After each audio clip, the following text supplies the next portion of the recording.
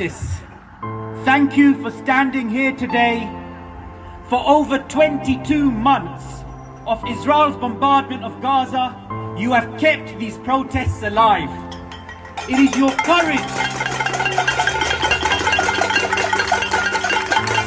It is your courage, your determination, that has kept the flame of solidarity burning. Today, we protest outside the offices of David Simmonds MP for Ruislip, Northwood and Pinner. Despite countless emails, letters, meetings, he persists in supporting Israel's illegal bombing of Palestine.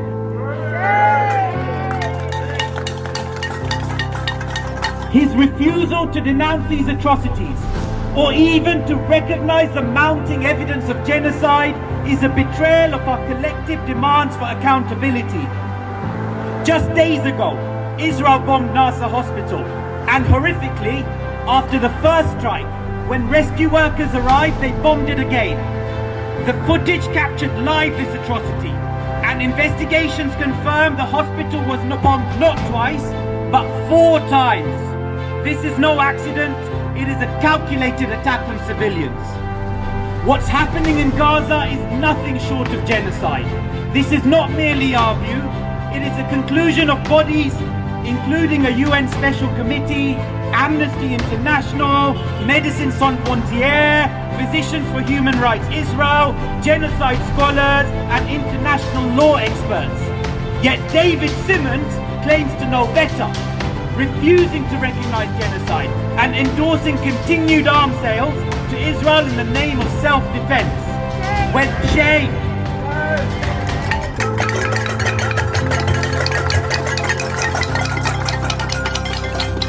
When more than 60,000 Palestinians, 1/3 of which are children, have already been killed, supporting further weapons is morally unconscionable.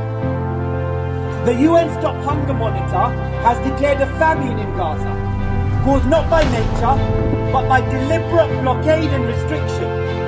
Meanwhile, hundreds of aid trucks sit just outside Gaza, prevented from entering by Israel.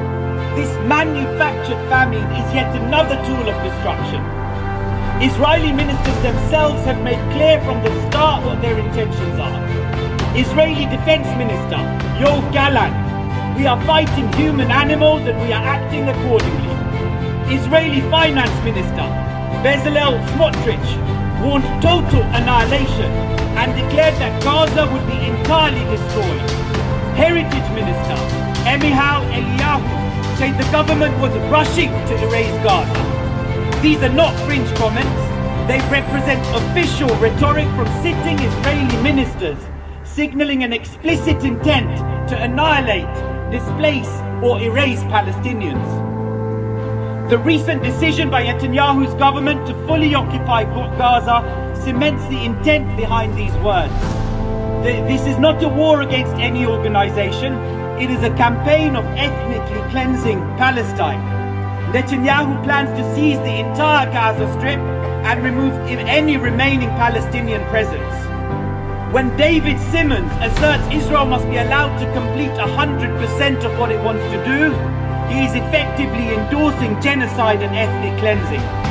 In his communications, he repeatedly calls for releasing Israeli hostages, rightly so, but remains silent on the nearly 10,000 Palestinians held hostage by Israel, many of them children.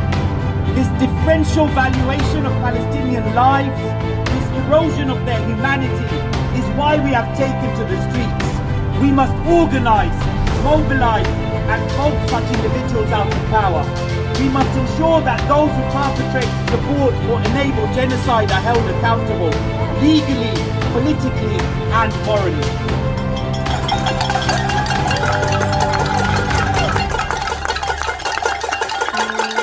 So let's be clear, we will not stop, we will keep protesting, we will keep organizing, we will boycott, and when we do that, we are unstoppable. Free, free, Palestine! Free, free! Palestine!